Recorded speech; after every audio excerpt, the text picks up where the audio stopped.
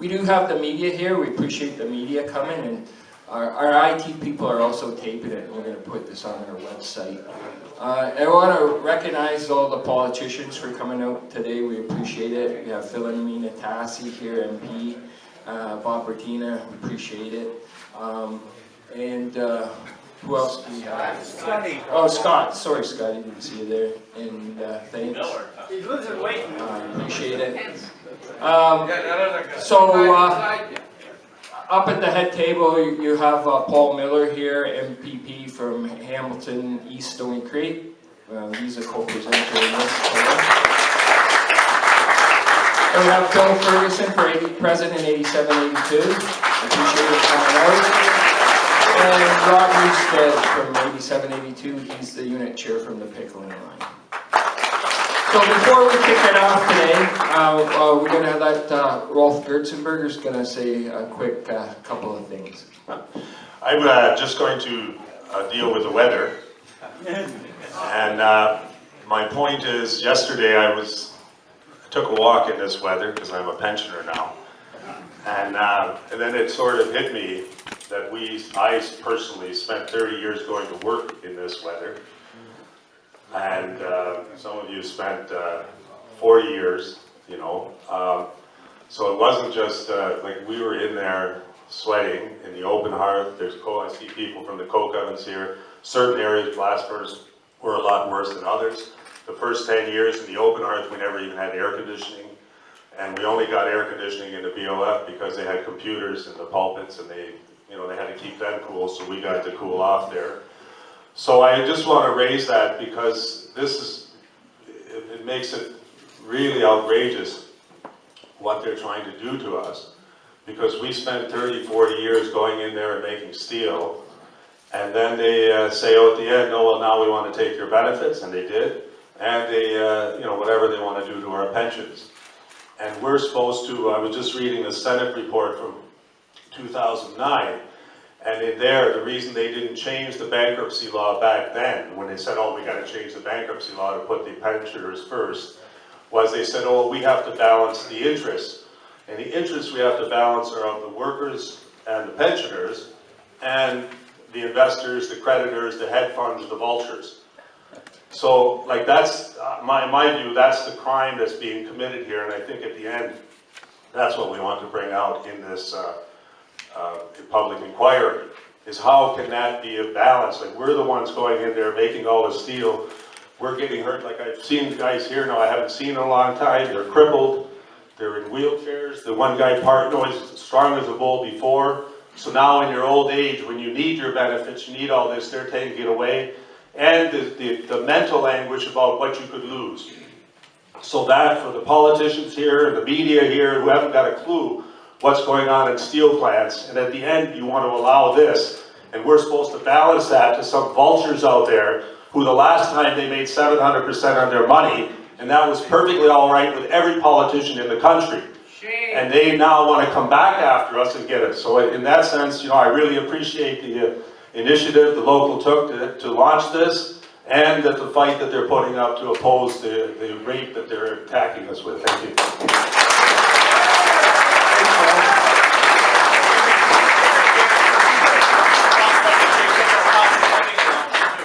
Yeah, we're going to get into all that. So I know there's so many things that, so many things we've suffered. We're going to get through a lot of them and talk about them, and then we're going to have comments from everybody at the head table, then open it up to let other people say there's things in. So we'll have time for everybody to give their comments. So first off, we appreciate MPP Paul Miller coming, and one of the reasons Paul and I talk almost every day about the current situation. So we decided that now is the time to put in public inquiry. So we're going to do that. So Paul's going to talk about what we're going to do.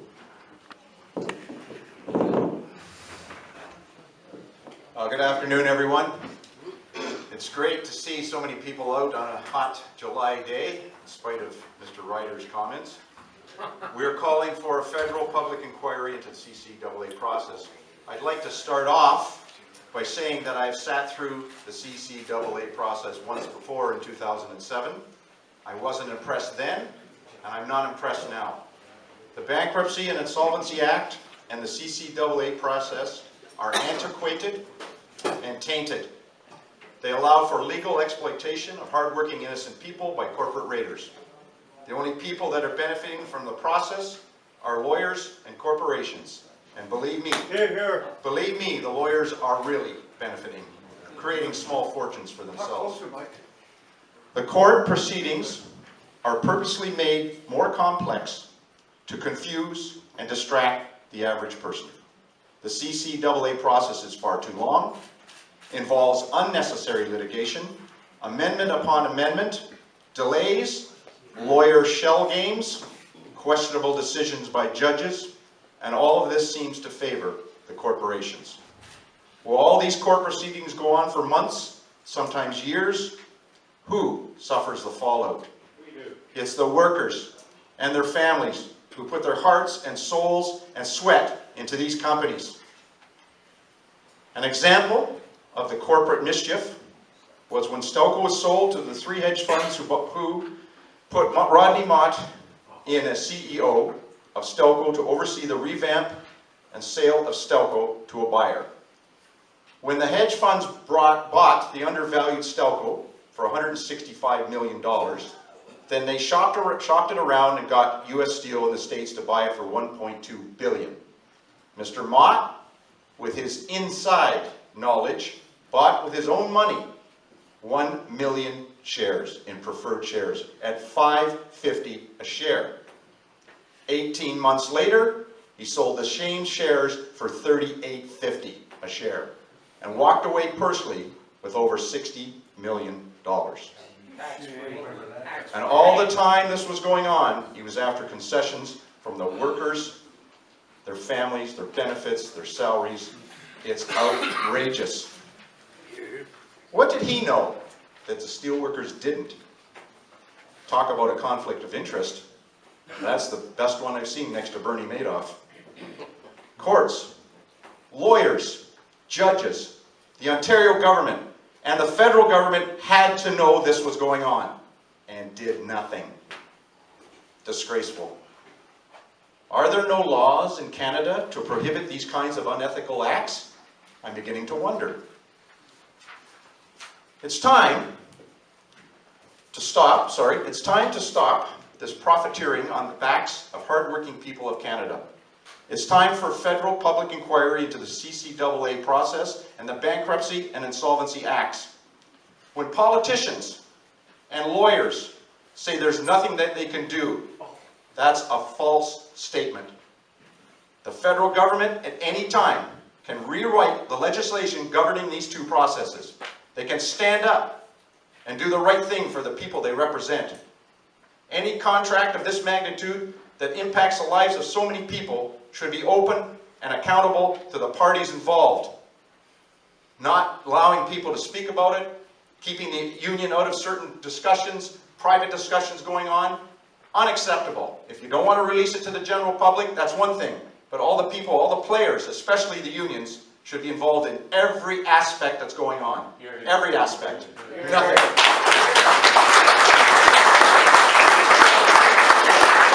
And I've got to ask myself, what is freedom of information? It's a bit of a joke, wouldn't you say? Recently, the other day, I was shocked and disappointed to hear Marvin Ryder from the DeGroote School of Business make a statement through various media in our city that this news conference we're calling for a public inquiry is a publicity stunt. Mr. Ryder's use of the word stunt is offensive to me, to you, and the rest of the people in this city. Hear, hear, hear. This call for an inquiry is to stand up for people's rights to protect what they've worked for their whole lives. I think Mr. Ryder owes the people of this city an apology for minimizing their efforts.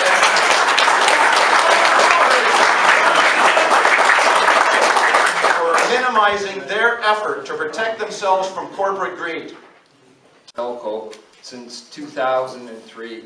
And so in 13 years, we've talked about a lot of things. We've had weekly meetings, and discussed the situation with all the flaws. And what we've always talked about to be able to make changes that are better for workers and working people, you need to have real political power. And it's good to see people that have worked with us here today, because we're going to have to definitely all work together, and I know that everybody in the room is willing to do that. So, and to get the job done, because we're up against some real strong forces, and what it's all about, to put quite simply, is greed, right?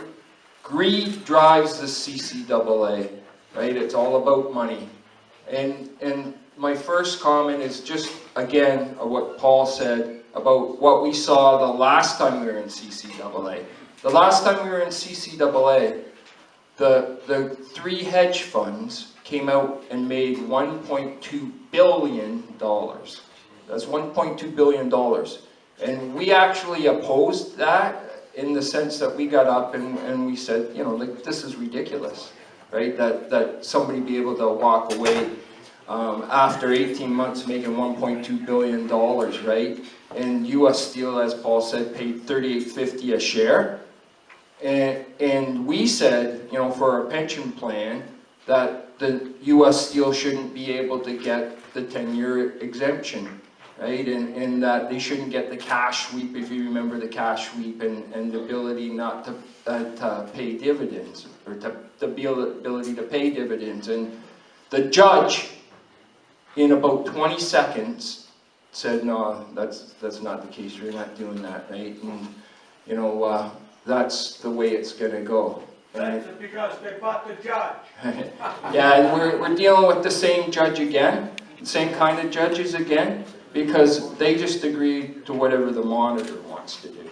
So that's, you know, like lately here, since benefits have been pulled at the hall, it's just been awful, right? You've seen devastation with workers, with their OPEBs and that. So that's why, you know, like, we knew today when we called this, we were going to get overwhelming support, and we've seen overwhelming support from the community, right?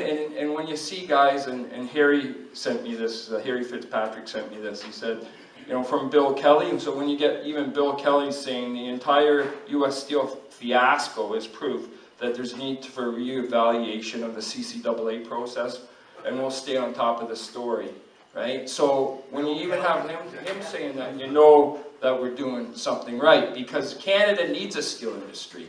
And if you see what's going on, you know, in the US and around the world, Canada can't rely on anyone else for steel. They need their own steel industry.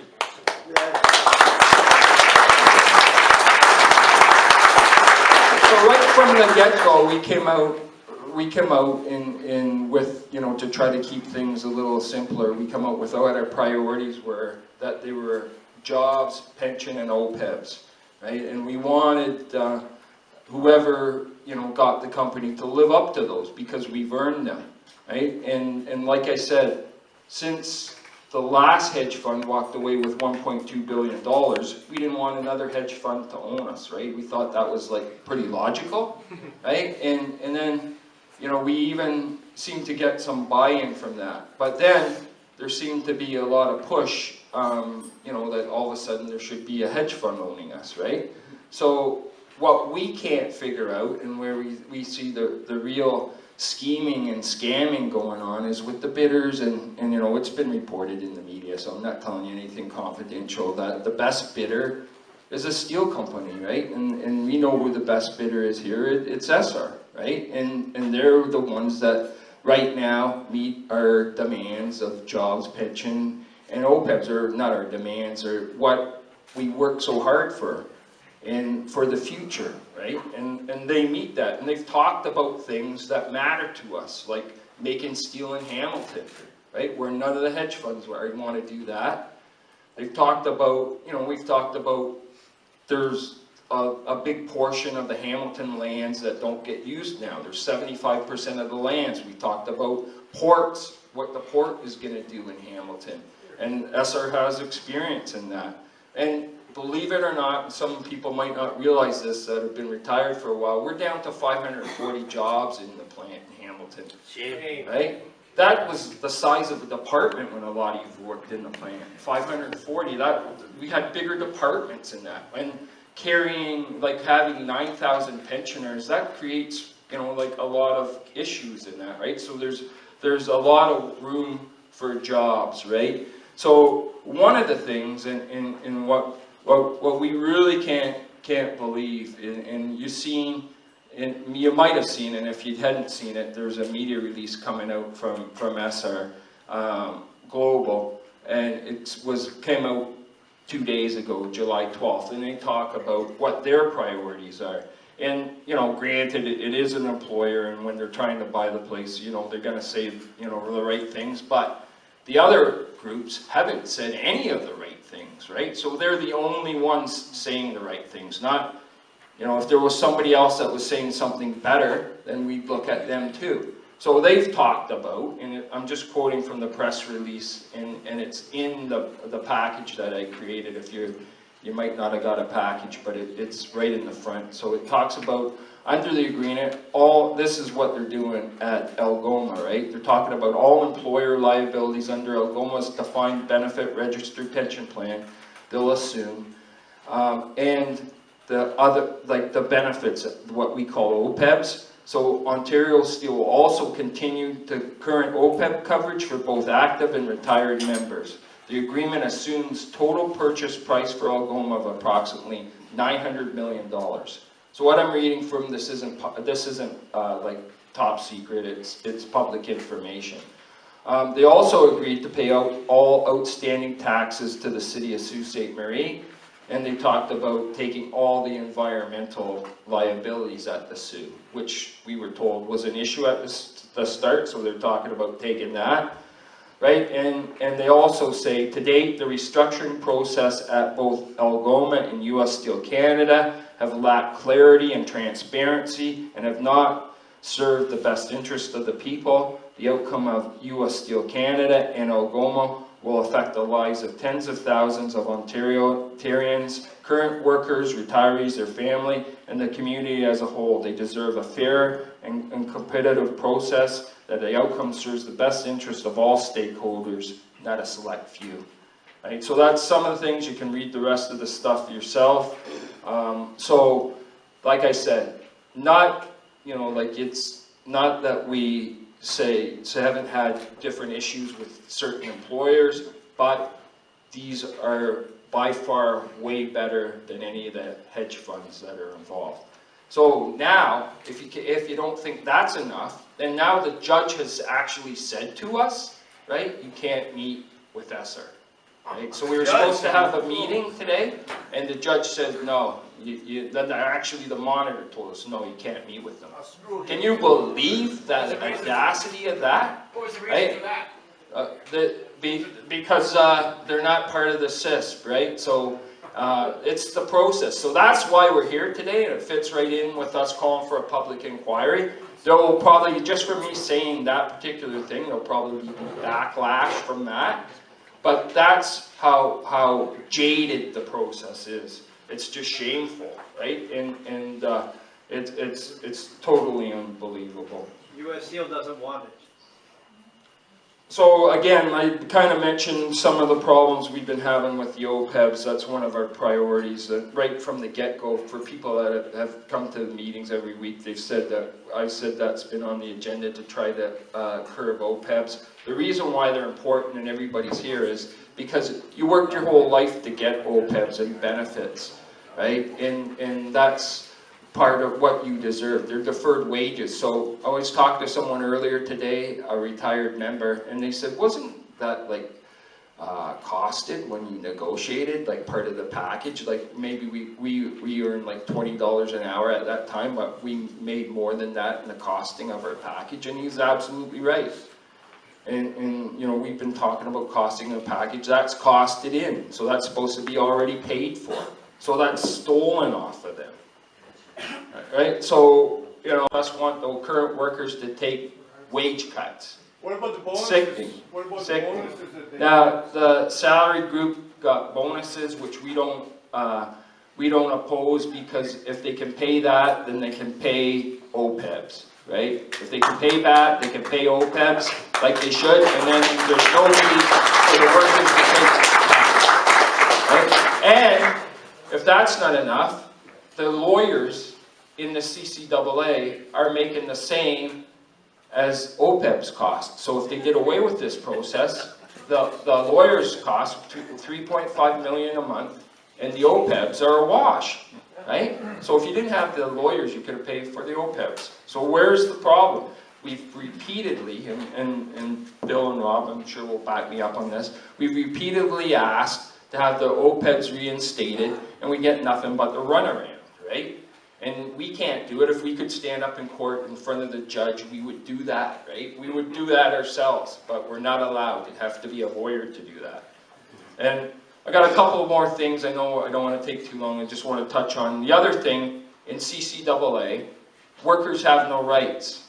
They're state. So if you have a grievance, only if it's a dismissal can it go to arbitration. You can't put a human rights claim in. They're stayed. Right? So they can violate your human rights, all that state. Now, lastly, obviously, one thing we've talked about for a long time is pensions. And the thing that sticks in a lot of people's craw is that by December 31st, 2015, our pension plan was supposed to be paid off, right? That's why they needed the 10-year regulation. We met with the government and fiscal year after year telling them it's going to be a problem, right? And then what? It was a big surprise that they went into CCAA and the pension was a problem, right? So what's going to happen to the pension? Obviously, there's money in the pension plan. In the 1005 plan, there's 1.6 billion.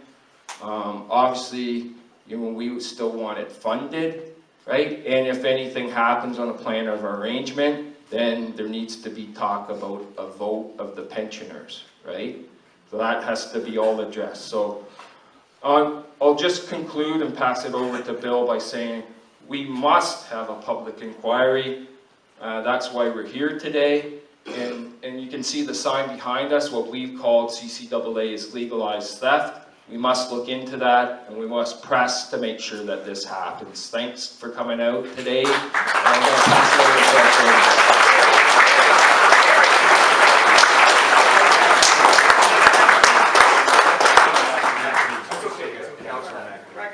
Just recognize Matt Green here from City Council to support us.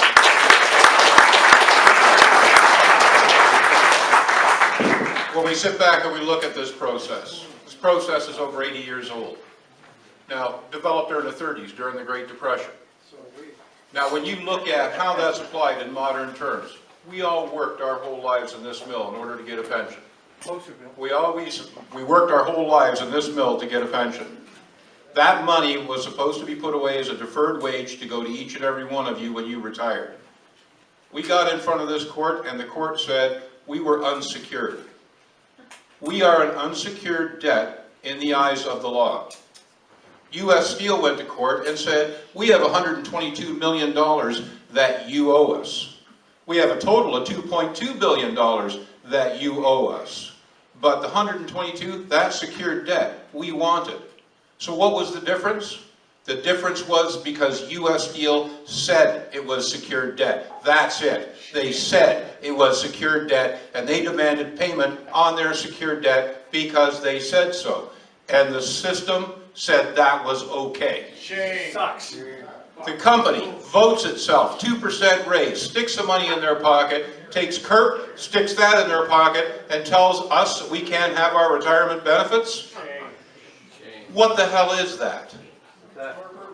Now, when we go back and we talk about our politicians and what happened when CCAA opened up, our politicians in Ottawa, the Conservatives, you could kind of expect that from them, got into a room with U.S. Steel and cut a secret deal on how things were going to go.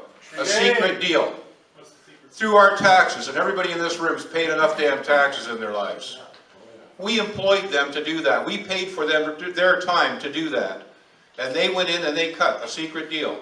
We said to them, what is the nature of the deal? It's none of your damn business. It's a secret deal. Now we tried access of information. How do I get that information? So we used the access to information.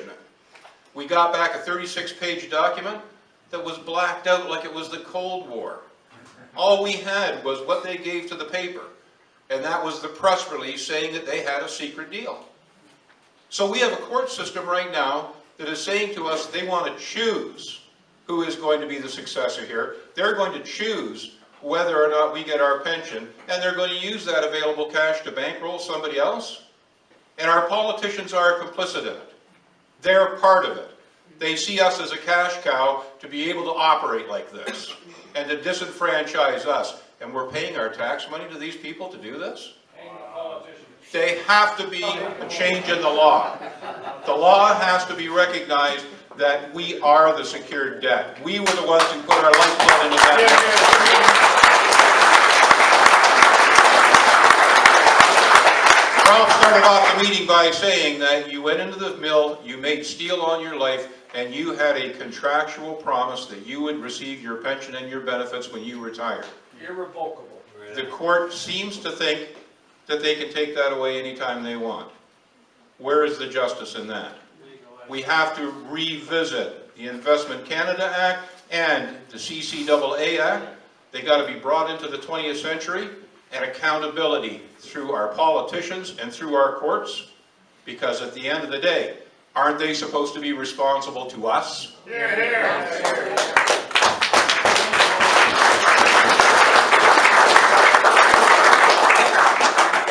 Good afternoon. I'm Rob from the Pickling Division out at Lake Erie. My division got bought up as last. We got bought, I think, in August 28, 08, worst day of my life. And they've taken everything from everybody as far as the process to try and find out from the government about this secret deal. We've actually had conversations with people in Ottawa and got absolutely nowhere. They're worried about getting confidentiality and sued themselves. So in this process, every time you turn around, we think we make headway, and then we get kicked in the teeth the next day. It's a terrible, terrible process. Thank you. Okay, just before we ask if there's any questions from the media, we'd like to, because Scott and Bob and Philomena and Matt took the time to come here. If either any of you want to say anything, feel free. If you don't have to either. Don't feel like you have to. It's up to you. Okay, Scott? Thanks, and thanks everybody for inviting me here today. And Paul, I want to say thank you for leading this off. It's about time. I truly support an inquiry to happen. Even when I was city councilor, when I was pushing for the Steel Council, the committee, when we were trying to accomplish what the social, economic downfall would be to this municipality, and then getting elected as an MP, and being a representative for the Hamilton Mountain, and many, many steelworkers, because I want to tell everybody here, I was a steelworker too for 34 and a half years. I worked at Parkdale Works. I went through the first CCAA. I can tell you, if it wasn't for Local 1005 and Local 8782, that plant wouldn't even exist right now. But because of their support, we were successful of finding a good buyer that wanted to keep the plant going. But to move on as an MP, I have stood up in that house and asked questions several times. The secret deal, only to be told that we could not get at it right now because it's in the court's hands. And when the judge ruled that maybe the first judge made a mistake and make a reapplication, I asked again in the House, and only to be told by the minister at that time that they were going through the document and they were going to find out what they could exercise their rights. But it would take a while for that to happen. That's what I was told. We've been working on some of the steel dumping issues, and I'm very, very happy. I'm working with Bob, MP Bob Bertino, on that, as it's an all-party steel committee. The only things we've talked about so far is the steel dumping and how we're going to kind of arrangement, what can we do to make sure that Canada is protected. We've had a couple of meetings. It's a first step, but we need to do some more work, further that work, to make sure that the steel industry is sustainable in this country. Put their applications forward, they go put their motions forward, and the judge sits there, and there's no rule book that he goes by. If it sounds good, do it. If it's to rip off the pensioners, do it. Okay, whatever makes that company viable. And then the second time when it happened, I was fouled back when they did not have to pay city taxes. I mean, they don't have to put into the pension fund, they don't have to make their obligations to the OPEB, but not pay city taxes. Now I ask any of you, is if you ever try to go bankrupt or go into bankruptcy protection or do bankruptcy, please go to the judge and ask him not to pay your city taxes anymore. See if that'll happen. Okay. I just don't know where the system is going anymore, but it does have to be addressed. It is a growing cancer that's happening in Canada right now. I've been talking to some other MPs that didn't really know anything about CCAA, but now some of their main industries across the country, in Newfoundland, out in the West Coast, it's happening. And they're coming to me and asking me what this is all about.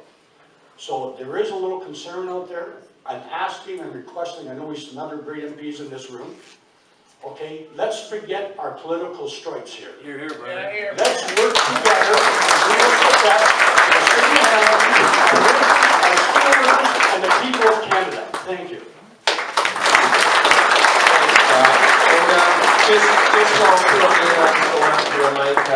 Just for people that don't know, when Bob was the mayor of Hamilton, he came out many times to our lockout line.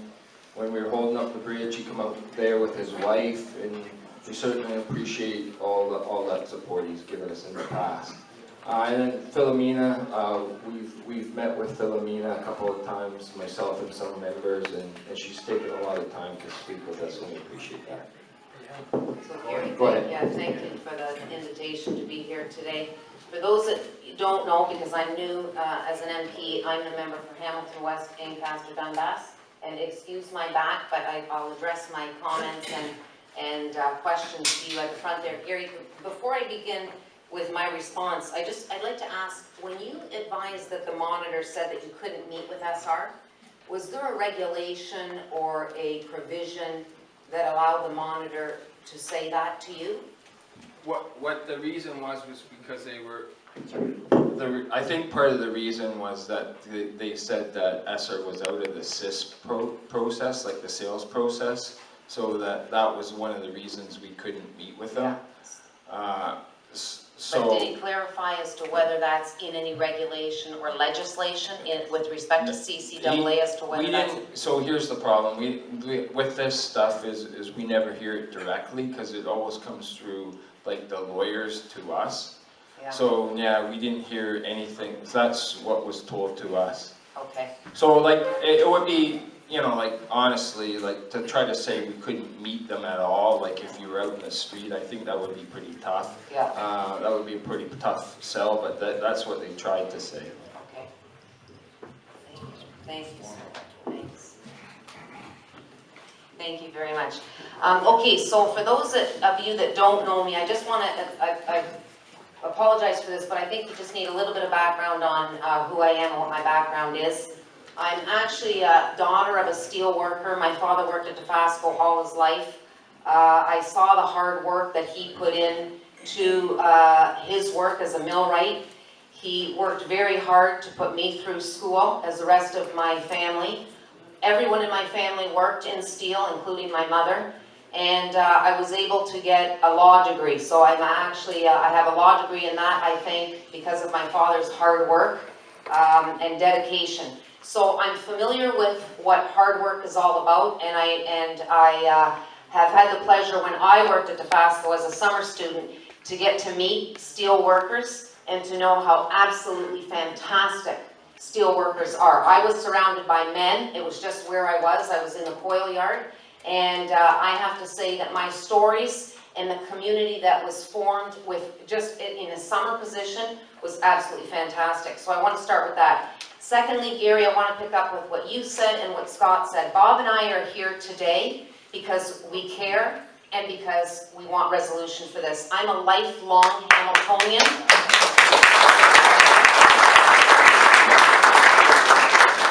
I'm a lifelong Hamiltonian and I'm very proud of it. I love this city and I want the best for this city. Over the past number of months, I have had the opportunity to meet with a number of pensioners and workers. and I have heard the heart-wrenching stories. It was mentioned previously that, you know, you can go from in your years when you're giving, you're big and you're strong and you're fighting and you're in there giving your whole life to this profession, and at the end when you need the care, we have to ensure that the care is there. I understand that piece, and I want to work together to help the pensioners and the workers. With respect to my approach here, what I dream of, what I hope for, is to see viability of steel in Hamilton and to see this company be taken over by a company that loves steel, that knows how to operate steel, that wants to make steel work in this community, and most importantly, has respect and admiration for the employees. And I'm not going to let go of that dream until this is at its end, and we will continue to work. And media, please, talk about the viability of US Steel Canada in Hamilton. Gary said it, they're sitting on a cache of money. That just didn't happen. That's because there's money to be made here. We want someone here for the long term that cares about the people, cares about this community, and cares about producing steel. Hear, hear, hear, hear.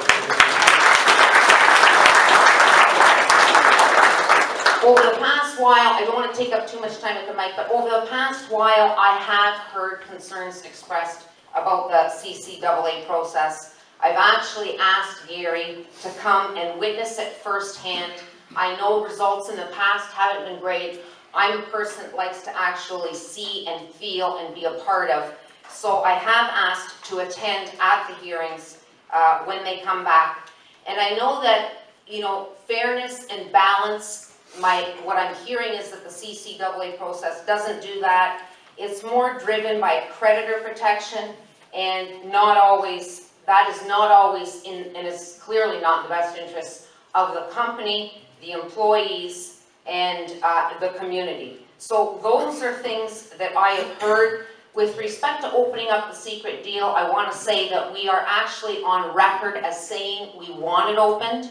US Steel Canada has to agree to that. And I can speak with each of you individually if you wish about that, but we are on record as a government as saying that we would like the terms of that. We would support US Steel Canada in releasing the terms of that deal. You know that was a former government, and I don't want to politicize this.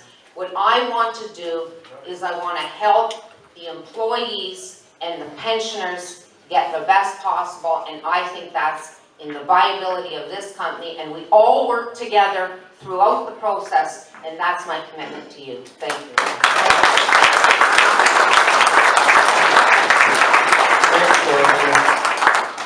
Thanks to Scott Duvall for his remarks about how we've been working together since when I was the mayor and brought that motion forward to determine what are the total impacts when you pull these stunts.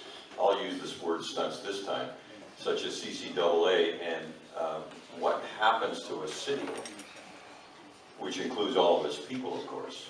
And so we had quite a lengthy report, which is available online, that shows the impacts of this. And that the point of that was to make the government more aware of the seriousness of things like we're seeing. I have no objection to supporting an inquiry into the CCAA. I can tell you that right now.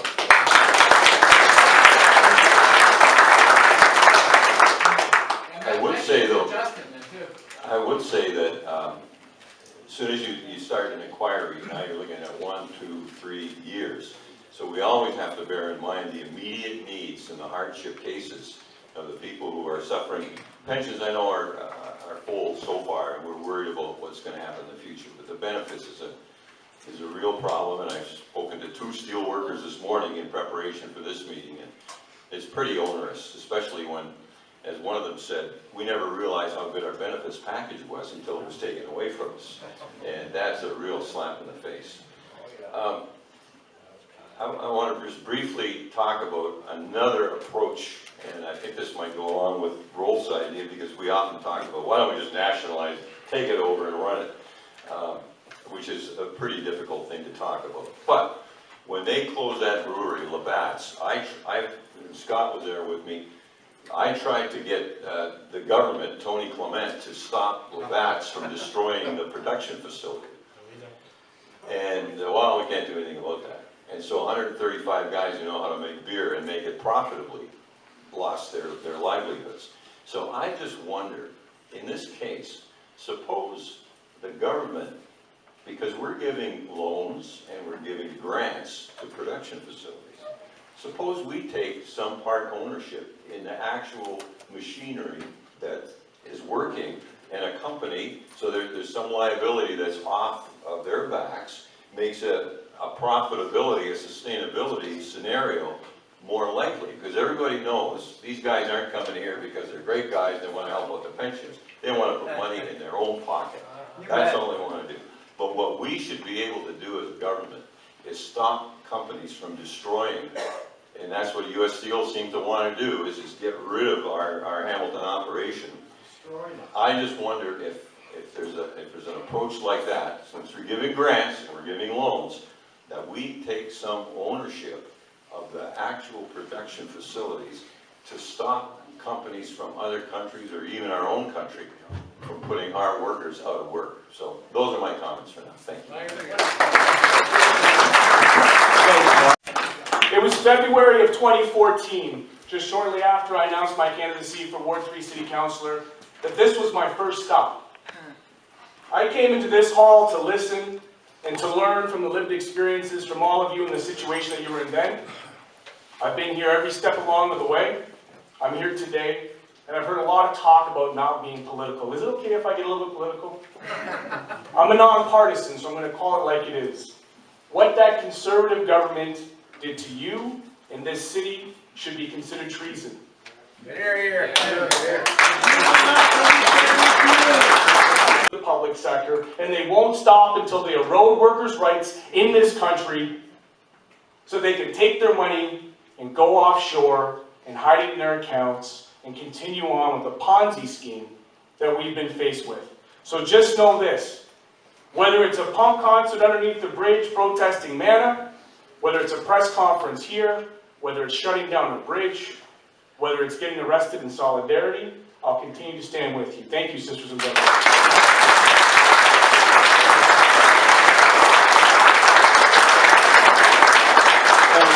Has there been any commitment at all from especially from the Liberal members, to push for a public inquiry? And what do you hope to accomplish through it? No, it was with the members of the Liberal government. How have they been vocal? Have they been vocal as well? Yeah. Was that fair? Yeah. I can answer, we have expressed directly our concern in caucus to the government about the CCAA process. Okay, and to be fair, like, I mean, today's the kickoff, today was when the first, that we're just kicking it off. And the one thing I did forget to mention was to give credit to where this idea originated from. And so this idea for the public inquiry got started with, we have pensioners that meet and talk about this all the time. And they started to come up with the idea for a public inquiry, and you know, like, I have the same, you know, concerns that Bob raised about how long it'll take, you know. So at first I said, you know, it'll take a long time, we need action now. But with seeing all the stuff that happens, it's just too many scandalous things that happen without calling for a public inquiry. So I want to thank, like, Bryce Moffat was one of the ones that got things started, and appreciate it. Yeah, that question was a good question, Steve, and you've got to start somewhere. And we're starting now today. And we're sending a strong message to all legislators in Ontario and Canada that these corporate gains have got to stop, and the Canadian people have got to be treated properly with distinction and honor, and not thrown under the bus every time these corporations decide to make a move left or right. It's got to stop. And yes, it will take some time in an inquiry, but the bottom line is, how about our future generations, as Matt said? How about the people down the road? We don't want another TSN turning point. We don't want it to come back again. We want it to go away forever. And now we've got to be strong, stand up, all legislatures. I don't care if it's municipal, provincial, or federal. We've got to stick together and stop this theft.